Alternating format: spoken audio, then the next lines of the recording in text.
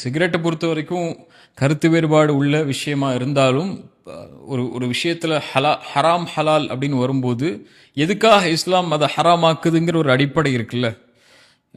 சிகரெட்டை ஹலாலாக்குற அறிஞர் யார்? யார் இதை ஹலால்னு சொல்கிறா? ஒரு மக்ரூ தடுக்கப்பட்டதுன்னு சொல்லுவாங்களே தவிர ஹலால்னு யாரும் சொல்ல மாட்டாங்க. அதை விட்டு விலகிக்கோங்க அப்படிப்பட்ட காரியம் தான் சொல்லி. ஆனால் மூளையை மயங்கடிக்கக்கூடியதான் ஹம்பர் மதுனா. சிகரெட்டும் மூளையை மயங்கடிச்சிடும். அது மட்டும் இல்லை, ஸ்மோக்கிங். நீங்கள் சிகரெட் பாக்கெட்டை வாங்கி பார்த்தாலே இதில் என்ன இருக்கும்? Smoking kills. இது ஒன்று கொன்றும். அல்லாஹ் நல்ல விஷயங்களை ஹலாலாக்குகிறான், கெட்ட விஷயங்களை அல்லாஹ் ஹராமாக்குகிறான் தான் அல்லாஹ் குர்ஆன்ல சொல்கிறான்.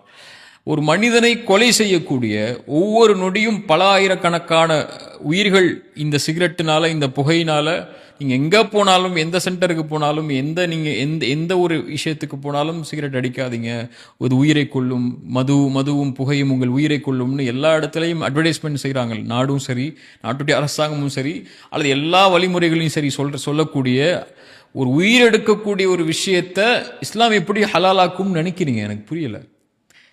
ஒரு தீய விஷயத்தை தான் அல்லாஹ் ஹராமாக்குவான், நல்ல விஷயங்களை அல்லாஹ் அனுமதித்துக் கொள்வான். தன் கரத்தாலேயே ஒருவன் தன்னை அழிக்கக்கூடிய, தன் உயிரை மாய்க்கக்கூடிய, அல்லாஹ் கொடுத்த அமானிதமான இந்த உடலை சிதைக்கக்கூடிய ஒரு காரியத்தை செய்யக்கூடிய இந்த புகையை எப்படி இஸ்லாம் ஹலாலாக்கும்?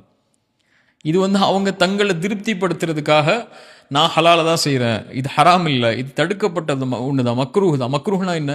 மக்ரூஹ் செஞ்சு அல்லாஹ் அப்படி விட்டுருவான்னு அர்த்தமா? பாவம் அல்லாஹ் எடுத்துக்கொள்ள மாட்டான், நாளைக்கு மறுமையில் அதை குறித்து அல்லாஹ் கேட்க மாட்டான்னு அர்த்தமா?